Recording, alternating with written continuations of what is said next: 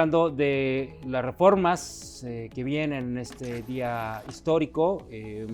Brenda, antes de ir a la pausa platicábamos sobre estos 3 puntos muy claros. Primero me gustaría hacer énfasis en que tan funciona la ley que actualmente hay. Insisto, es perfectible, claro, siempre hay cosas buenas y siempre hay que mejorar, pero hoy ya pasado el proceso electoral, todo funcionó como debía ser y quien decidió a la gente está ahí, ¿no?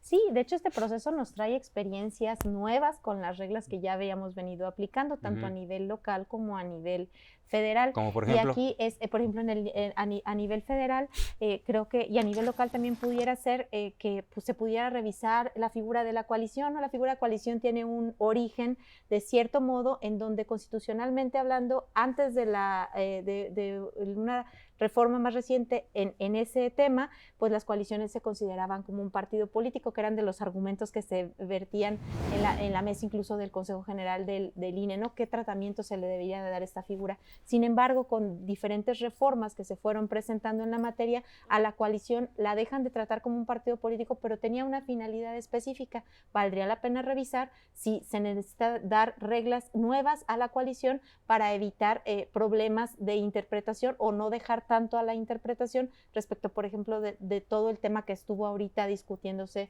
de la sobrerepresentación. También, por exactamente. ejemplo, hay reglas que con el tiempo se han ido implementando. El INE verifica lo que es la afiliación efectiva, justo también en el tema de las coaliciones. Esto también valdría la pena que a lo mejor se incorporara ya a la legislación, no tanto como una norma que da la autoridad electoral, sino también como una regla que pudiera incorporarse en la legislación. Digo, son temas que ahorita traigo frescos por toda la discusión Sí, que se ha claro. dado, ¿no? Entonces, las coaliciones también, pues, en el ámbito local tienen el mismo efecto. ¿Por qué? Porque las coaliciones nosotros dejamos de tenerlas normadas en nuestra ley de instituciones cuando la Ley General de Partidos Políticos absorbe todas estas figuras. Entonces, hablamos de un sistema nacional de elecciones que, por supuesto, tiene que ver también en la manera en la que las fuerzas políticas juegan.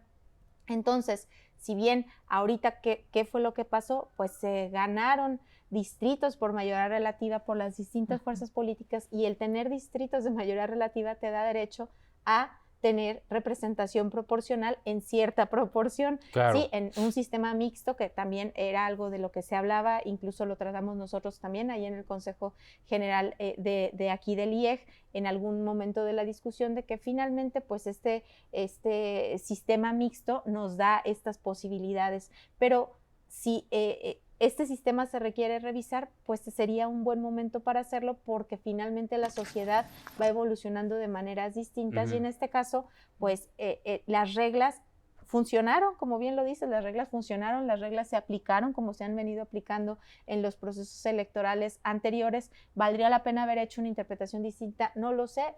Tanto el Consejo General del INE como la Sala Superior del Tribunal determinaron que estaba bien aplicada las reglas, y finalmente pues nos ajustamos a lo que nos dice la autoridad. Justo eso que acabas de decir, ¿no? Creo que entre las reglas estén más claras, da menos pie a una interpretación por parte de la autoridad, ¿no? Y esto pues Sí, obviamente da mayor certeza al ciudadano, que al final es el que emite el voto, que ¿no? siempre Y, tenemos que interpretar, sí, Miguel Ángel, porque finalmente pues la interpretación empieza desde una interpretación literal, ok. pero ya cuando vemos que una regla a lo mejor no es lo suficientemente clara y tenemos que echar mano de Ahí es todos los donde demás hay que sistemas de ajustar. interpretación, como la sistemática o la funcional, o incluso pues cuando tienes que ver distintas posibilidades, tan es así que los mismos tribunales electorales han interpretado, y sobre esas reglas nosotros en el Estado las tomamos en cuenta para hacer nuestras propias asignaciones en RP. Y para cerrar el tema electoral y pasar por aquí con Mariela,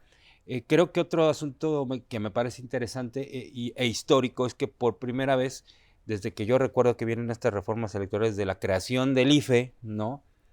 Nunca había pasado que hubiera tanto estira y afloje y a la mera hora quedar en nada, o sea, no llegáramos a ninguna reforma, ¿no? Sí. Siempre se llegaba a una reforma porque la oposición lo proponía, el gobierno le entraba, había acuerdos y salían las reformas, pues obviamente con las reglas que hoy aplicamos. Por primera vez en la historia no sucedió eso. Sí, y esto es, desde mi perspectiva, totalmente explicable. Porque, por lo que comentas, porque siempre las propuestas de reforma vienen de este ánimo de querer igualar las condiciones de Claro. participación de las fuerzas que no salen totalmente favorecidas, o bien incluso de reclamos de la ciudadanía, que aquí se vincula con el tema de la existencia de los organismos de transparencia. No olvidemos que no es una voluntad política el que se haya hecho esto. Claro. Sí, como lo comenta la comisionada presidenta aquí, Mariela, que el tema está presente en nuestra Constitución desde 1977, sin embargo no se pudo materializar y poner en funcionamiento hasta que no se sacó de las manos del gobierno, por lo mismo que ahorita estábamos platicando, y lo mismo pasa con el tema electoral, ¿no? La garantía de que los resultados electorales efectivamente reflejan la voluntad ciudadana se dio hasta la existencia de organismos con autonomía e independencia desde la Constitución. Y en el tema, por ejemplo, vinculando la materia electoral con la materia de transparencia, no olvidemos tampoco que los sujetos obligados en materia de transparencia también son los partidos políticos, porque Claro. son entidades de interés Y ahí público, es donde se y concatena. reciben financiamiento público y tienen obligaciones como entidades de interés público. Y aquí, cuando el YACIP, en el caso de Guanajuato, determina que hubo una infracción, un incumplimiento a las leyes de transparencia, nos da vista a nosotros para que nosotros también, conforme a nuestras reglas, pues esa Actúen. infracción es también una infracción en materia electoral, y nosotros llevamos un procedimiento en la que también sancionamos, ¿no? Entonces, este Y es que un puede llevar sistema, incluso hasta cuestiones penales, ¿no? También ya en ya un extremo. dependiendo En un de, extremo, ¿no?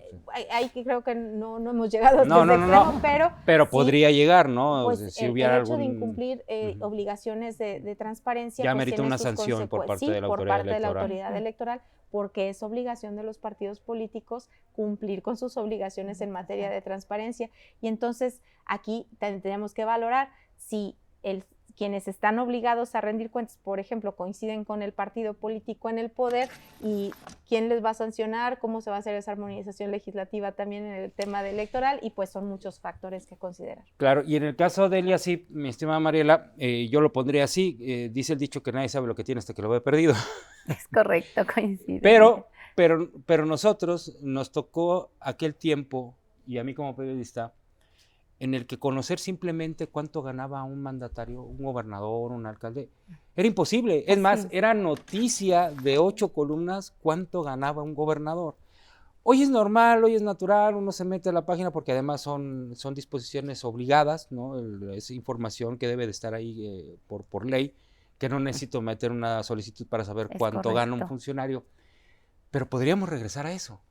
Justamente en este transitar histórico que comentaba hace unos momentos, vemos que es volver a los 80s, a los 90, donde preguntar el sueldo de algún servidor público pues era algo que incomodaba, era algo que no era bien visto, y buscar la manera pues de no atender este tema.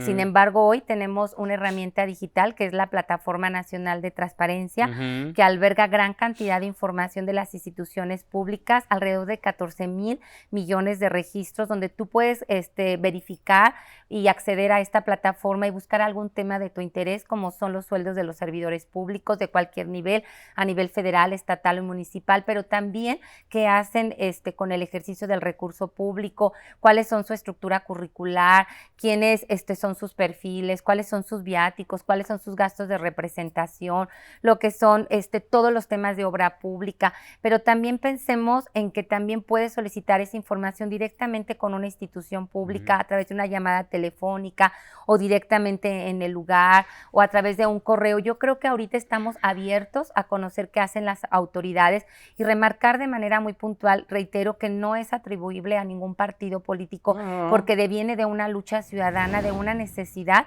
de poder conocer qué hacen las autoridades. Y cerraría con esto: cuando tú tienes la certeza de que te proporcionan una información que por ley te corresponde transparentar, que es fidedigna, que es confiable y que es oportuna, te permite tomar mejores decisiones y genera confianza en las personas y en las instituciones.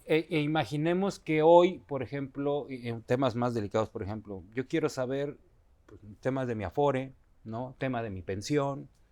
Pues si no me quieren dar la información, hoy tengo una autoridad que obliga al sujeto obligado, ¿no? Valga la redundancia, a entregar esa información si no quisiera hacerlo. Es correcto. Si ustedes desaparecen, pues el funcionario obligado sabrá si la da o no, y no habría, creo yo, hasta donde entiendo, una autoridad a la que acudir para que garanticen ese derecho.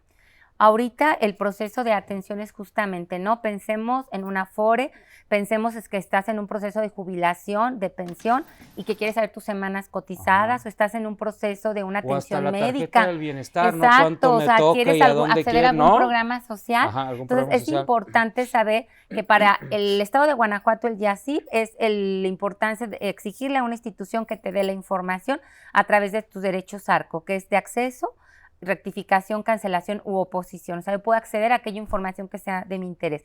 Pero también a nivel nacional o a nivel federal lo atiende el INAI, que es lo relativo a la protección o a la atención de estos derechos con instituciones privadas, ¿no? Entonces, bueno, la protección de datos personales o la institución si es a nivel federal en materia de acceso. Entonces, todo esto es muy importante que la gente conozca que estamos estos organismos especializados en la materia y que podemos hacer valer estos derechos. Y esté o no esté Mariela como presidenta del IACIP, estén o no estén los comisionados al frente de este instituto, al final es la institución la que garantiza estos derechos, no necesariamente quien esté en el cargo. Y hago esta aclaración porque luego dicen, lo que pasa es que no se quieren quedar sin chamba, ¿no? Es correcto, yo he insistido mucho que no es el puesto, no es la parte, bueno, de tener en este caso, pues su servidora como comisionada del YACIP, sino más bien es el encargo, la responsabilidad, el impacto y el beneficio que tienen estas instituciones, reitero, en la vida de nuestro país, y reitero que ha sido una lucha ciudadana de mucho tiempo y la importancia de llevar a cabo la materialización de estos derechos. Con la extinción perdemos todos. Y no es, la verdad, yo podría decirlo así porque lo he visto en los presupuestos de cada uno de los organismos autónomos, la suma de lo que se ahorraría a uno por no contar con ellos no es ni tantito a lo que se podría perder de no tenerlos. Entonces yo creo que podemos regresar con esta reflexión. Después de la pausa volvemos.